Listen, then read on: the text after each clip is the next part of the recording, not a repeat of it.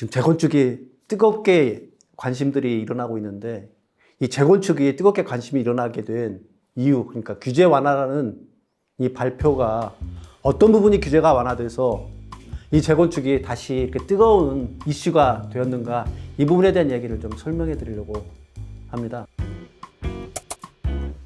재건축이라는 건 헌집 죽게 새집다오, 두꺼봐 두꺼봐 헌집 죽게 새집다오. 근데 이 헌집을 주는데 어떻게 새집을 받을 수가 있는가, 그 마력이 뭔가, 그 안에 숨어있는 비밀이 뭔가, 이게 가장 중요한 포인트라고 내가 재건축에 대해서 얘기했잖아요. 사실은 재건축에 용적률 때문에 나오게 돼요. 재건축의 용적률이라는 게 뭐냐면요, 예전에 아파트 같은 경우에는 한 5층 정도잖아요. 5층 정도밖에 안 되기 때문에 대지 면적 대비 이 층수가 낮다는 얘기는 대지 면적 대비 자기의 지분들이 넓기 때문에 그 평수가, 그러니까 다양한 세대수를 갖다 구성할 수가 없는 상황이에요. 근데 만약에 용적률을 높이게 되면 어떤 일이 벌어지나요? 세대수가 많이 늘어날 수 있잖아요. 면적이 늘어나고. 이렇게 되면은 결국은 거기서 면적이 늘어난 부분에 해당하는 것만큼 이윤이 있기 때문에 이 이윤 가지고서 조합원과 시행사가 서로 윈윈하면서 헌집을 새집으로 바꾸는 거예요. 헌집이 가지고 있는 그 땅의 넓이 위에 더 많은 층수를 쌓아가지고 면적을 더 넓게 하는 바람에 세대수가 늘어나서 그 세대수가 늘어난 만큼의 그 면적 외에 돈이 되잖아요. 그게 이윤이라고 보통 하는데 그 이윤이 되잖아요. 그 이윤을 조합원과 시행사가 나누는 거예요. 그렇게 해서 헌집을 새집으로 바꿔도 충분하게 이윤이 남는 그런 일이, 마법이 벌어지는 겁니다. 안전진단에 대한 것들을 평가 가중치들이 부여되어 있기 때문에 이 안전진단의 평가 가중치에 의해서 안전진단을 통과하는 율이 굉장히 적어요. 그러니까 안전진단을 통과할 수 없다는 부분들 때문에 사실은 재건축이 진행이 안 되는 경우가 많아요. 보통 거주지역에, 3종 거주지역에 용적률 300% 이하로 갖다 규제하고 있는데 실제는 250%밖에 안 나와요.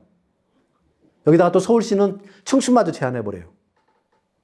거주지역에 대한 층수마저 제한하고 있기 때문에 용적률의 규제를 갖다가 벗어날 수 있는 부분들이 현재까지는 불가능한 부분이에요. 그 세 번째 부분은 이게 이제 굉장히 부담스러운 부분이에요. 조합원들한테는. 초과 이익을 환수한다는 거예요. 재건축을 갖다가 해서, 재건축 아파트에서 살고서 재건축을 해서 실질적으로 새 아파트로 가려고 하면은 힘든 주거 기간들을 갖다가 견디는 가장 큰 이유는 뭐냐면, 헌집을 주고서 새 집을 사면서 그 아파트에 대한 가격이 올라가고 주거 환경에 대한 부분이 개선한 걸 바라고 있는데, 이런 과정에서 벌어지는 이익에 대해서 그 초과되는 이익을 갖다가 보통 3천만 원의 초과시 10%에서 50%까지 세금으로 환수해버려요. 이 환수하는 부분들을 갖다가 어떤 식으로 하냐면 재건축 분담금이라고 해서 환수를 해요. 지금 현재 구조는. 그래서 지금 이 초과 이익 환수제에 의해서 사실은 재건축에 대한 부분들이 더 이상 진행이 안 되고 있는 거죠. 이게 이제 조합원 입장에서는 굉장히 어려운 부분이 초과이익 환수제이고요. 조합원뿐만 아니라 시행사 입장에서도 굉장히 어려운 부분이 뭐냐면 분양가 상한제예요. 분양가 상한제는 뭐냐면 아파트를 갖다 새롭게 지었어요. 새롭게 지은 걸 갖다 분양해야 되잖아요. 그러면 분양하는 가격을 갖다가 상한제로 해서 끝 위를 막아넣어버린 거예요. 실질적으로 만약에 이 아파트를 갖다가 신규 아파트를 만들었는데 신규 아파트가 예를 들어 설명할까요? 예를 들어서 뭐 지금 제가 살고 있는 지역에 강동구에 있는 지역에 신규 아파트를 분양하면은 그 주변의 시세가 한 25억이에요. 25억인데 분양가는 18억에 다 묶어놓는 거예요. 그러면 이 분양가가 18억에 묶어놓으면 이 분양을 걸 받아내는 순간에 18억에서 25억까지 점프할 수 있는 게 이게 프리미엄이잖아요. 근데 이 프리미엄을 갖다가 누릴 수 있게 그 프리미엄에 거의 가깝게 분양을 함으로 해가지고 실질적으로 말하는 시행사들이 그에 대한 이익을 받아야 되는데 이 이익을 받을 수 없게 분양가를 갖다 상한제를 묶어놓아버린 거예요. 그렇게 되면 어떤 일이 벌어지냐면 미분양도 나올 수 있고, 그렇게 됐을 경우에 시행사들이 사업성이 떨어져서 이 재건축에 대해서 진행하려고 하지 않겠죠. 그래서 재건축이 진행하지 못하고 있는 네 가지 이유가 뭐냐면 안전진단에 대한 평가 가중치들이 너무 높다는 거. 두 번째, 300m 이하의 용적률을 갖다 이렇게 제한하고 있다는 부분. 그리고 초과이익 환수제 때문에 사실 조합원들이 부담이 크다는 부분. 그리고 분양가 상한제 때문에 조합원들이 추가적으로 시행사들이 실질적인 초과적으로 얻어야 될 이익 부분이 적다는 거. 이런 이 네 가지 때문에 사실은 현재 가지고 있는 이 규제들이, 이런 네 가지들이 규제들이 있기 때문에 그 재건축이 실제로 진행이 안 되는 거예요. 그래서 이번에 그거에 대한 개선 방안을 내놨잖아요. 그래서 안전진단 평가 가중치에서 가장 문제가 됐던 구조 안전성의 가중치를 갖다가 하향하겠다는 거예요. 50에서 30으로. 그리고 용적률의 규제가 그 보통은 300% 이내인데 300% 이내는 뭐냐면 실제로는 250%밖에 안 돼요. 이 부분을 갖다가 500까지 허용한다. 용적률을 500까지 허용한다는 얘기는 무슨 얘기를 하냐면 2배잖아요. 250배에서 500. 그러면 예를 들어 설명할게요. 재건축 아파트 단지가 있는데 재건축 아파트 단지가 1000세대가 있어요, 현재. 이 1000세대가 있는데 1000세대가 있으면 1000가구가 1000호가 있다는 얘기잖아요.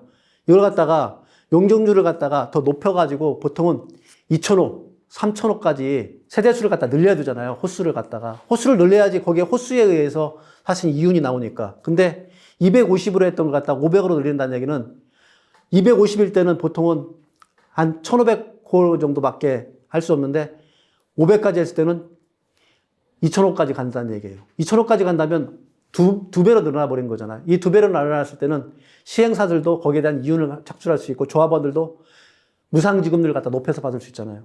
그렇기 때문에 적극적으로 하려고 하겠죠. 그래서 용적률에 대한 규제는 부분은 이 충수를 제한하는 것들을 폐지하고 용적률을 500까지 허용하게 되면 사실은 재건축 부분이 빠르게 진행되겠죠. 그리고 세 번째 부분은 초과이익 환수제 부분도 이 초과이익 환수제 부분이 언제냐면 추진위원회가 구성됐을 때의 가격과 분양했을 때 실제로 인가가 나서 분양가 올 때 주변의 시세의 가격을 갖다가 차액을 갖다가 실제로 자기가 매수했던 시점 건축비를 포함된 부분과의 그 차액이 3천만 원 이상이 초과되는 부분들 10%에서 50%까지 세금으로 걷어가지고 가져간다는 얘기잖아요. 이게 얼마가 될지에 대한 것들은 아직 예측되지 않은 가격이잖아요. 근데 이 예측되지 않은 가격을 갖다가 미리 재건축 분담금이라고 해서 초과이익을 환수해버린다는 얘기는 실현되지 않은 일을 갖다가 환수하기 때문에 그거에 대한 부담이 너무 크잖아요. 그래서 아까 그 반포에 있던 H아파트 같은 경우는 재건축 분담금이 6억까지 나온단 말이에요. 그럼 6억을 갖다가 대출도 안 되는데 6억을 갖다 되지 못하기 때문에 재건축 진행이 안 되겠죠. 그래서 초과이익의 환수에 대한 부분들을 기준을 면제해주거나 면제 기준에 대한 것들을 상향 조정해서 그 재건축 분담금에 대한 부담감들을 갖다 떨어뜨리는 역할들을 해준다 그러면 재건축이 빠르게 진행되겠죠. 분양가 상한제는 이게 무슨 일이냐면 어떤 일이 벌어지냐면 시행사들이 적극적으로 뛰어들어서 미분양이 없는 재건축 아파트를 갖다가 건축하고 싶은 것들을 할 수 있게 그 모든 과정들을 갖다가 이행해 주는 거예요. 그래서 지금 현재 논의되고 있는 이 재건축에 관련된 규제들을 갖다가 완화해 주는 부분이 어디에서 벌어지고 있느냐? 가장 큰 부분들은 이 네 가지입니다. 여러분들 머릿속에 담아두세요. 이 네 가지만. 안전진단의 평가 가중치를 갖다가 완화하는 부분들, 용적률을 늘려주는 부분들 500까지, 그 다음에 초과이익 환수의 부분에 대한 것들을 면제 기준을 상향해서 초과이익 환수제의 부담감을 덜어주는 부분들, 분양가 상황제를 갖다가 실제로 택지비 평가의 기준으로 해가지고 산정하거나 시세율을 갖다 좀 더 반영해서 분양가 상한제 부분을 갖다 완화해주는 부분들. 이렇게 하게 되면 재건축의 진행이 빠르게 진행되겠죠. 그러니까 재건축이 완전히 빠르게 진행된다는 얘기는 무슨 얘기겠어요? 공급이 늘어난다는 얘기예요. 이렇게 공급이 늘어나줘야지 기본적인 서울시의 집값이 초기에 재건축을 해가지고 신규 아파트가 나오면 사실은 주변의 시세를 끌어올리는 역할을 하지만 장기적으로 봤을 때는 이 재건축에 의해서 주택 공급이 늘어나게 되면 전반적인 집값의 안정세가 이루는 거예요. 그래서 서울시에서 거주하고 싶은 분들이 수요들을 갖다 충분히 채워줄 때 집값은 그게 안정화되기 때문에 재건축의 규제들을 완화해주는 쪽으로 가야 되는 게 저는 맞다고 생각합니다. 그러니까 부동산 시장은 수요와 공급이 원활하게 이루어지는 균형 가격이 유지될 수 있도록 해주는 게 저는 맞다는 생각이에요. 그래서 재건축 규제 완화는 좀 적극적으로 시행해서 서울시에 충분한 주택이 공급되고 거기에 재건축에서 지금 살고 계신 분들이 새 아파트를 해서 주거 환경이 좀 개선될 수 있는 그런 일들이 조만간에 좀 벌어지시기를 바랍니다.